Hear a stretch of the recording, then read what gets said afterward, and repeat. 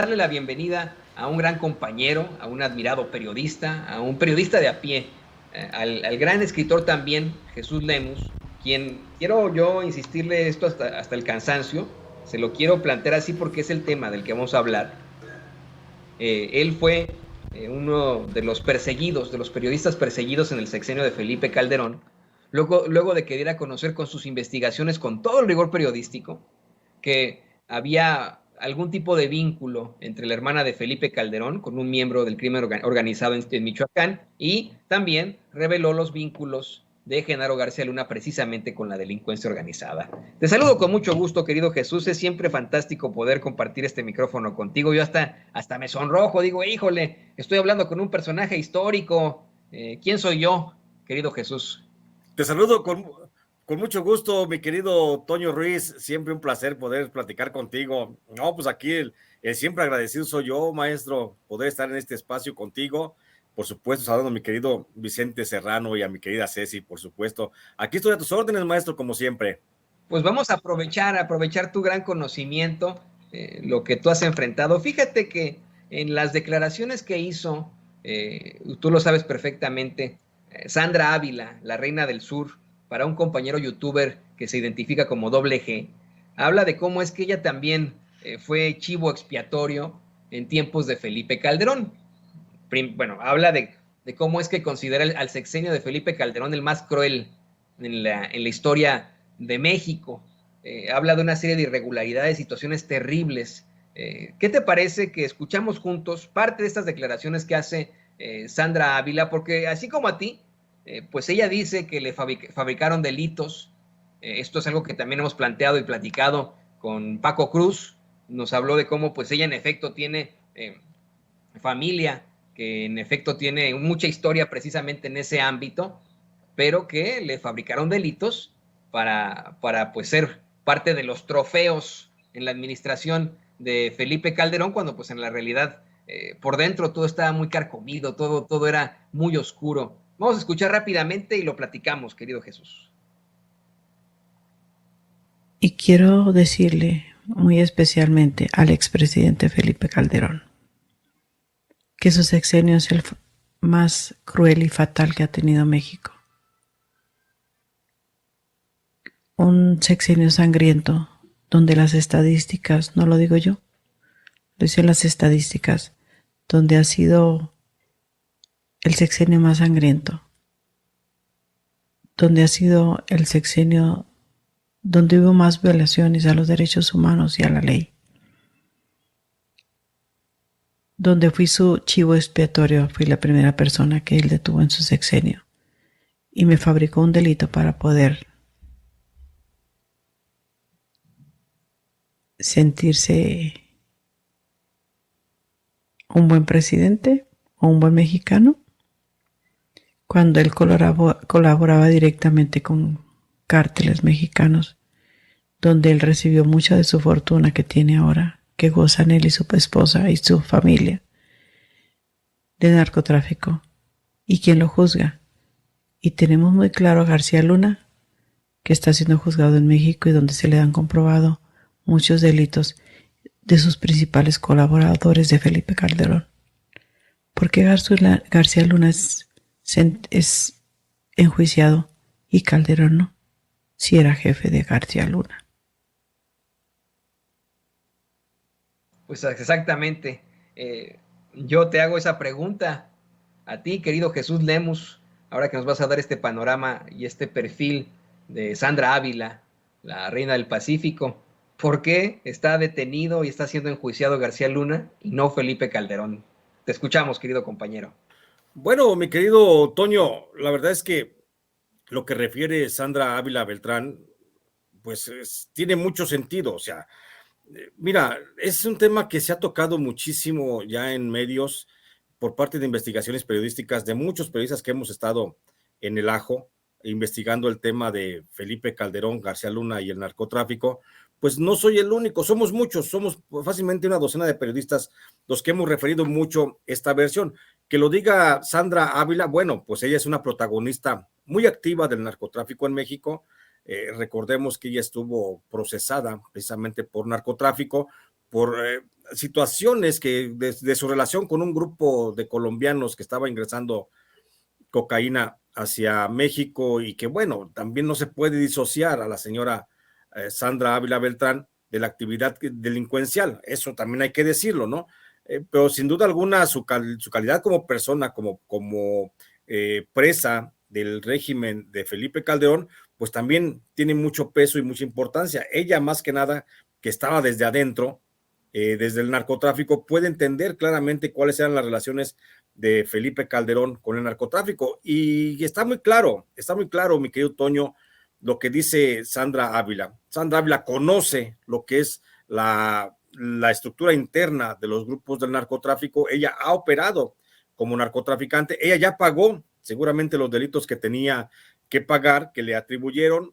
Ella dice que le fueron algunos delitos, le fueron imputados falsamente. Yo difiero un poco de que haya sido imputada falsamente Sandra Ávila Beltrán, pues existen muchos antecedentes de su presencia y su participación en el narcotráfico. Sin embargo, con lo que me quedo es con lo que refiere que sí es Felipe Calderón uno de los principales promotores de las relaciones narcoestado y que sin embargo hoy no está siendo ni siquiera investigado, que es lo más lamentable, Toño, ni siquiera investigado por ninguna instancia de justicia, procuradora de justicia en México. Me refiero ni a la Fiscalía General de la República, ni a ninguna fiscalía en ningún estado del país tiene abierta una carpeta de investigación sobre Felipe Calderón. Cuando, insisto, existen los testimonios periodísticos, por supuesto, que son demostrables todos ellos de la relación de Felipe Calderón con el narcotráfico.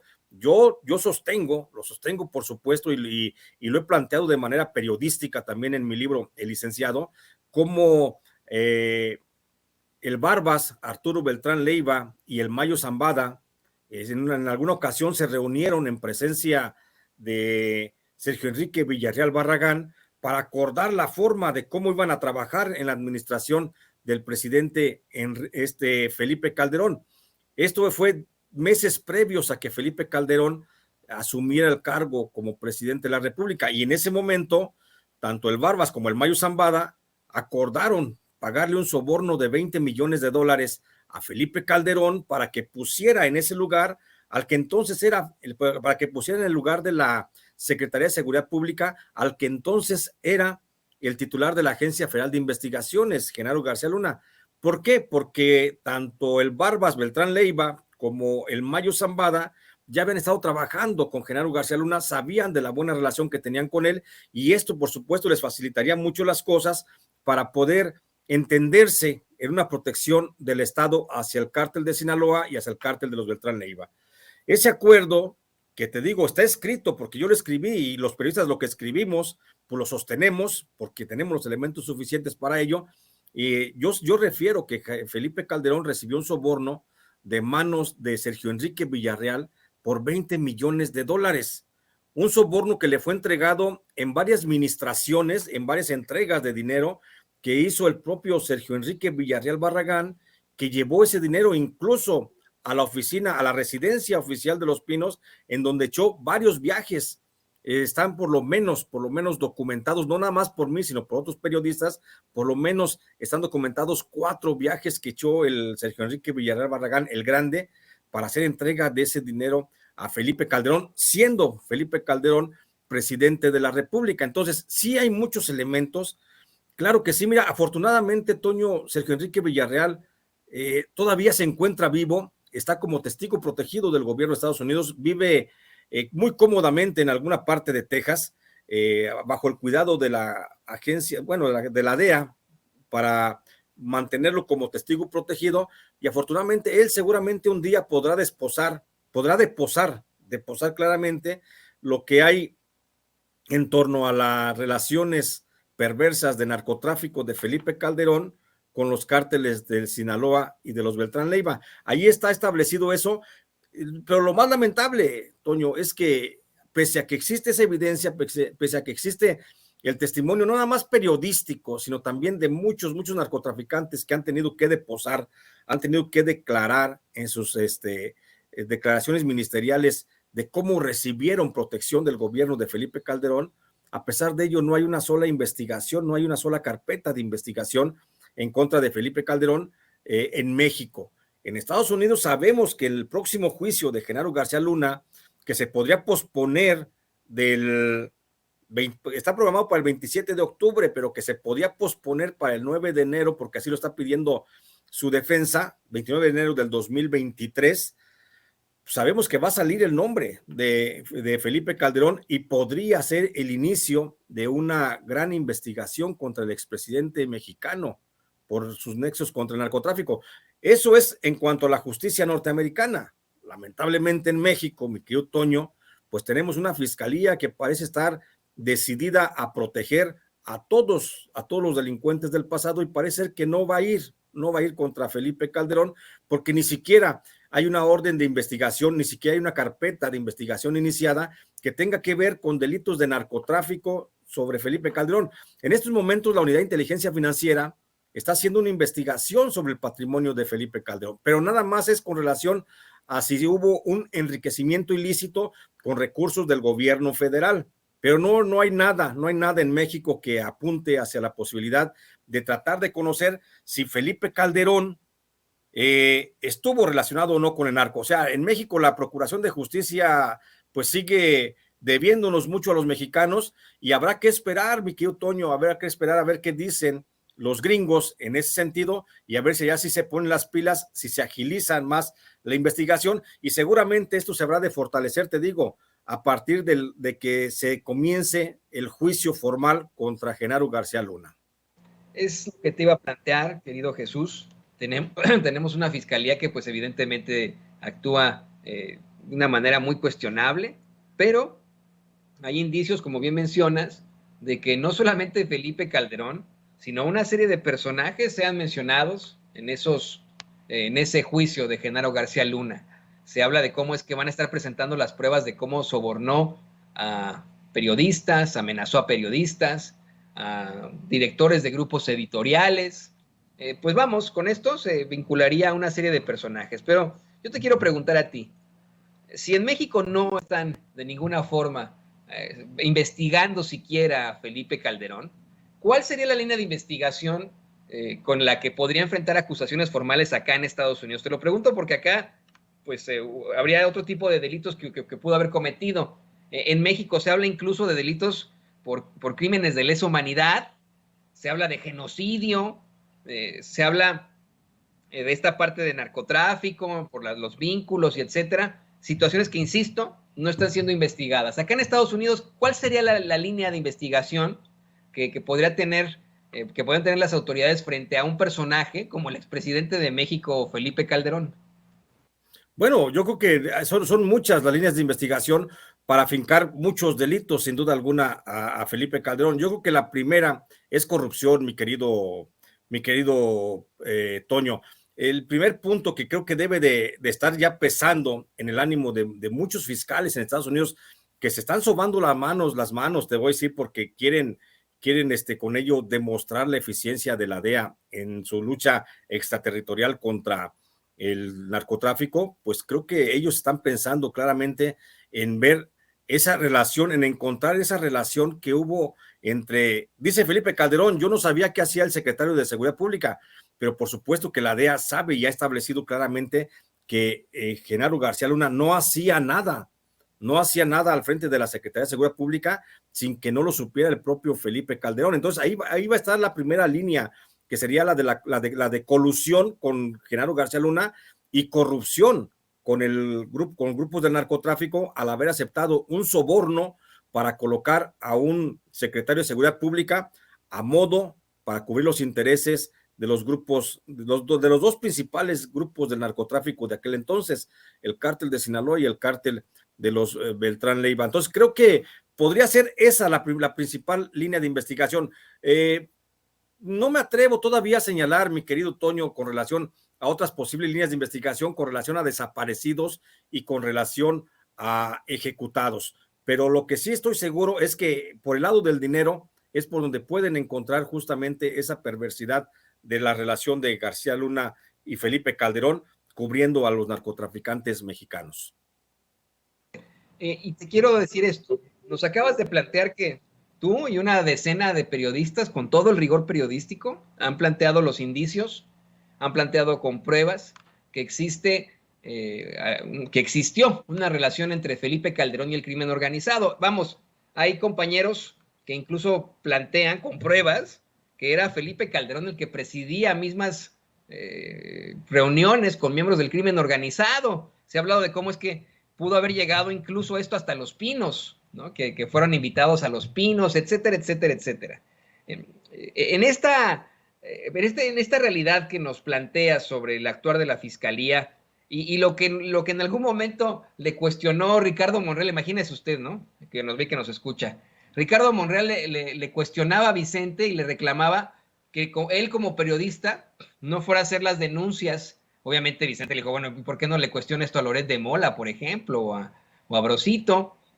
Ese no es el papel en todo caso de los periodistas, pero si así fuera, ¿cómo nosotros como ciudadanos en México, como ciudadanos de a pie, ciudadanos y ciudadanas de a pie, podríamos establecer una denuncia con tal de que la Fiscalía sí abra una carpeta de investigación en contra de Felipe Calderón? Nos dices que en estos momentos la Unidad de Inteligencia Financiera ya analiza sus cuentas y etcétera, pero en cuestiones penales, ¿puede llegar algún, tú que tienes conocimiento de esto, puede llegar a cualquier ciudadano a decir, oigan, con estos indicios planteados por Jesús Lemus, por Anabel Hernández incluso, por Francisco Cruz, quiero hacer una denuncia al expresidente de México, Felipe Calderón Hinojosa? ¿Se puede eso?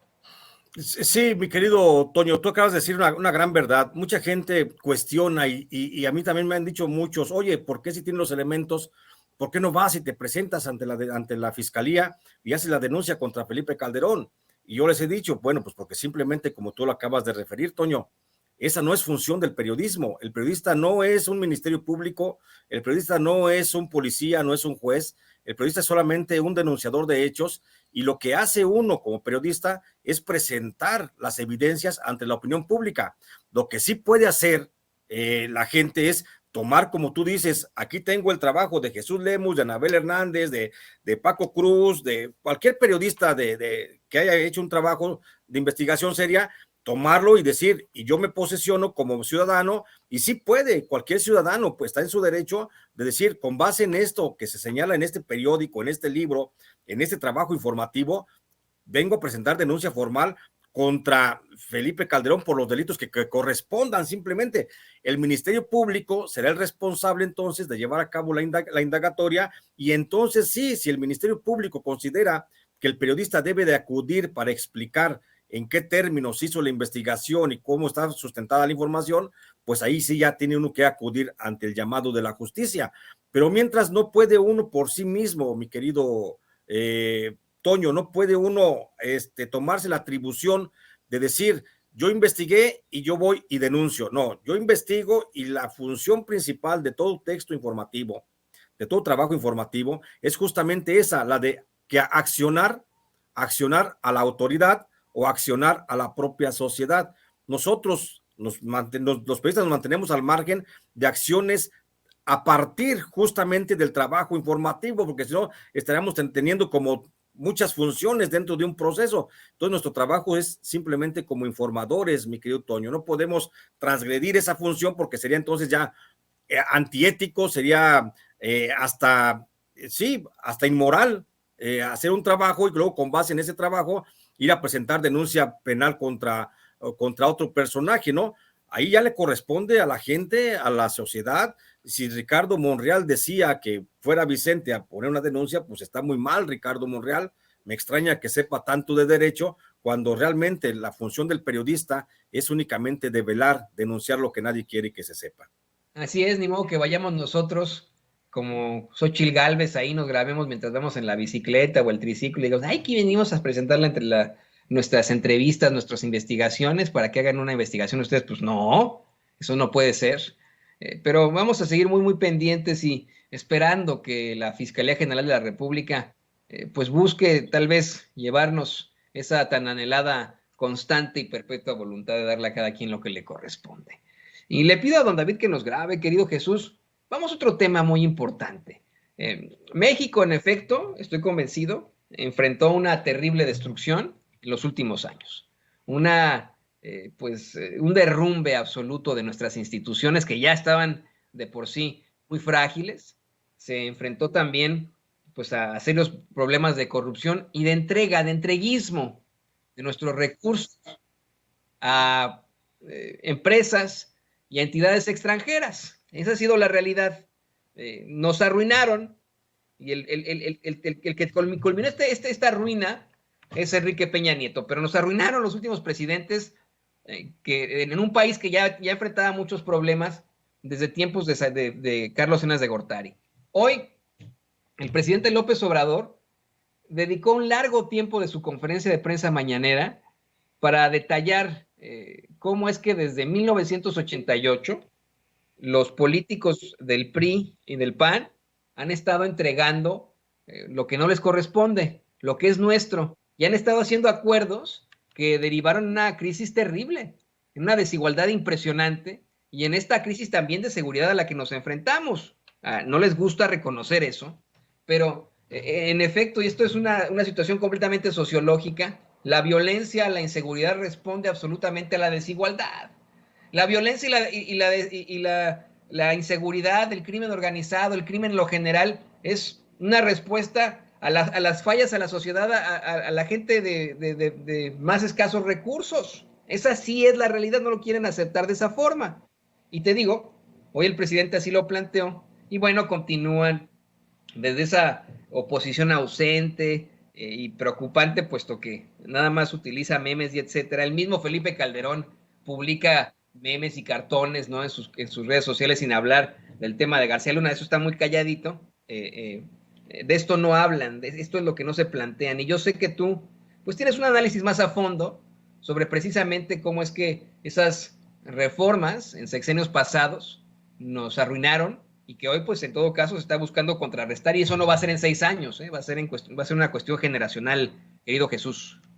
Sí, mi querido Toño, lo que decía hoy el presidente de la República, bien interesante en la conferencia mañanera, es difícil que lo podamos revertir apenas en la mitad de un sexenio que llevamos de transformación.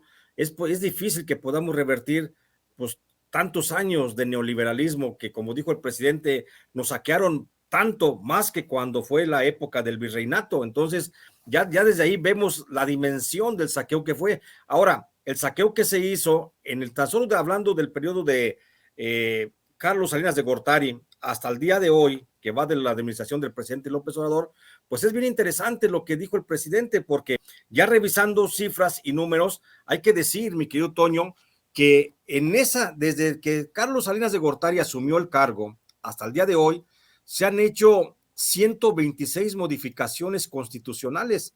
La Constitución, que es la madre de todas las leyes en México, se ha modificado 126 veces. De esas 126 veces, desde Enrique Peña Nieto hasta Carlos Salinas de Gortari, fueron las modificaciones para privilegiar a un grupo élite, a un grupo de poder, a grupos económicos que se beneficiaron con esos trabajos.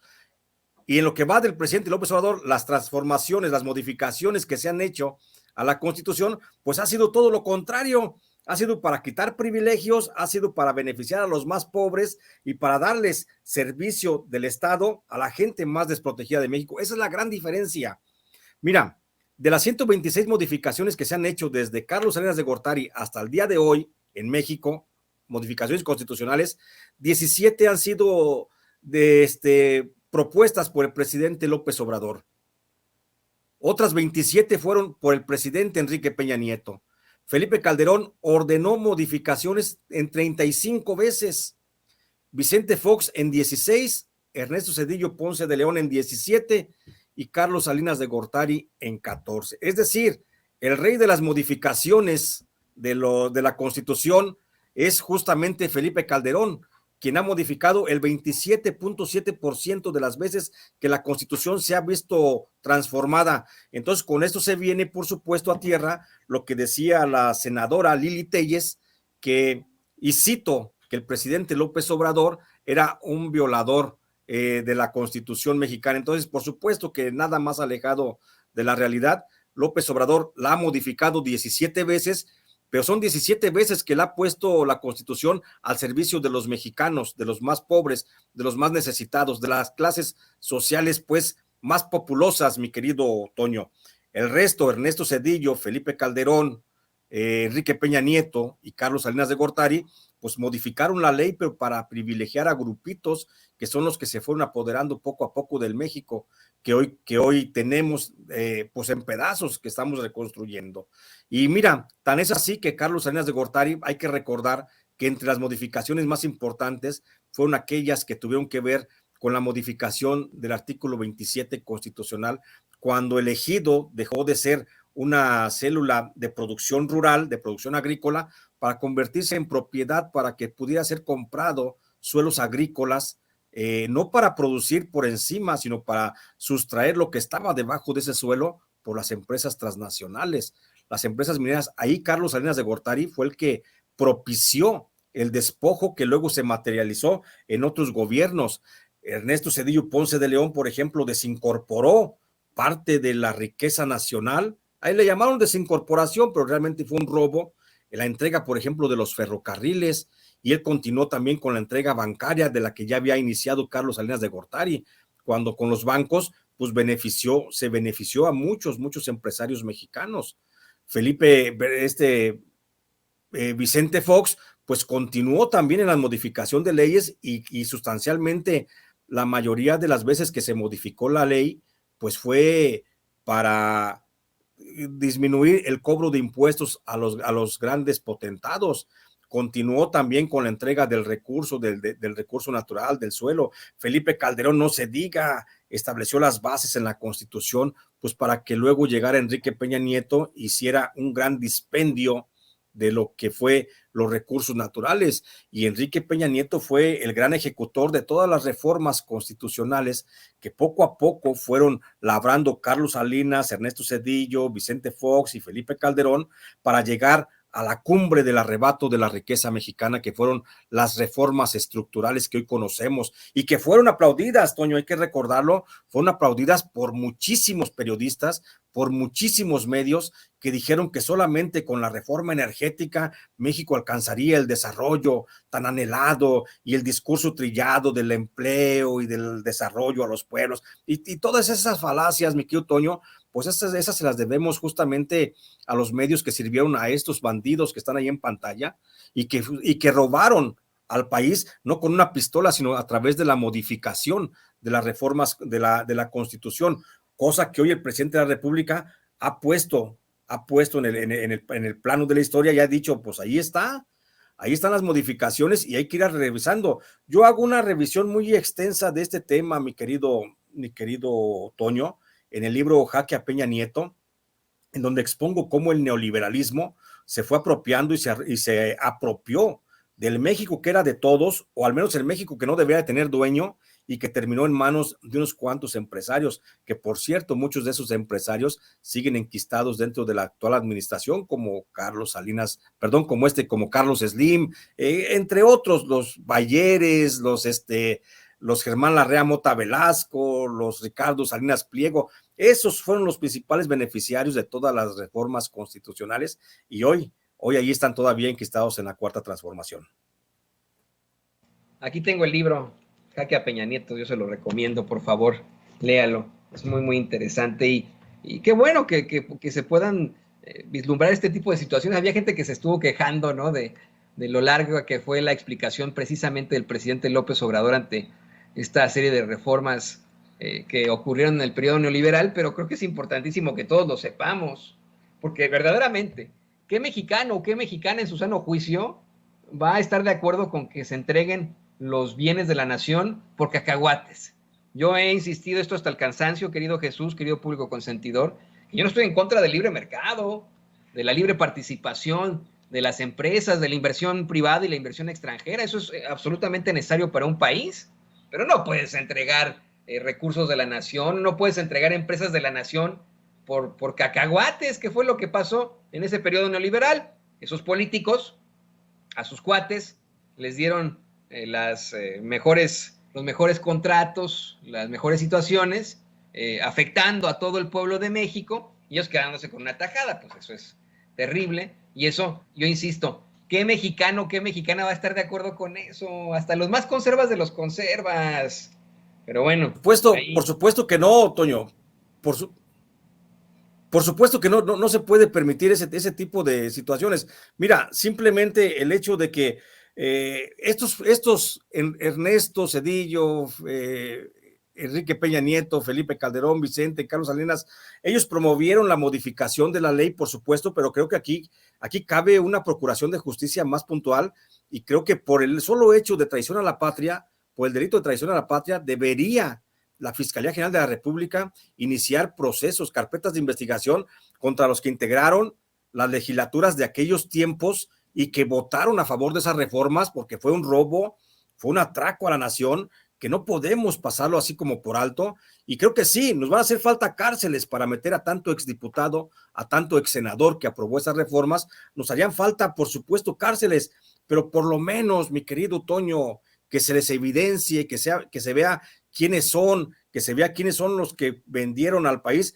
y a cambio de cuántos pesos vendieron al país por un plato de lentejas. Muchos de esos diputados, muchos de esos senadores que llegaron, déjame decirlo de esa forma, conozco decenas de esos diputados que llegaron con una mano adelante y otra atrás, así prácticamente sin tener nada, y hoy son pequeños caciques en sus localidades donde todavía viven y donde todavía muchos de ellos manejan la política local. Entonces, ahí creo que si tuviéramos un fiscal, si tuviéramos una fiscalía y si tuviéramos en ese plano la decisión de que hubiera una procuración de justicia puntual, pues creo que no bastaría con estarnos lamentando hoy de cómo han modificado la Constitución para robarnos. Creo que ahí debería estar entrando la Fiscalía General de la República, pues ahora sí, hacer un arrejoladero y que llamar a cuentas a todos estos exdiputados, senadores que transformaron la Constitución a modo de como lo que hicieron los entonces presidentes de la República. ¿No sabes cuál es el gran problema? Que no se va a poder hacer porque muchos de esos exdiputados, exsenadores, mi querido Toño, hoy militan lamentablemente dentro del partido Morena y hoy están a cambio de una transformación. Nada más por eso no se va a poder hacer nada y por eso nos vamos a tener que quedar con la espinita clavada en el corazón.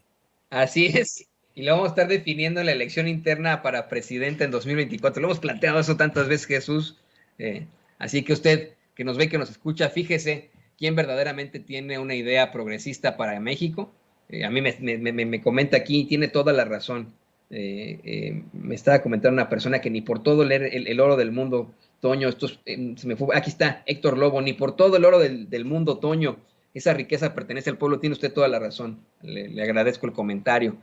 Y bueno, pues hay que estar muy, muy pendientes de quiénes son los que van como lobos con piel de oveja. Mi querido Jesús Lemos, ¿qué te parece que nos compartes tus redes sociales, tus espacios para que la gente te busque, te lea siempre en tus plataformas? Gracias, claro que sí, Toño. Mira, a mí me encuentran, si me buscan, estoy en Facebook como Jesús Lemos Barajas, estoy en Twitter como @LemosBarajas y escribo también de manera periódica para el periódico Los Angeles Times, ahí salen mis publicaciones. Tengo también un canal en el que todos los días hago una serie de análisis informativos.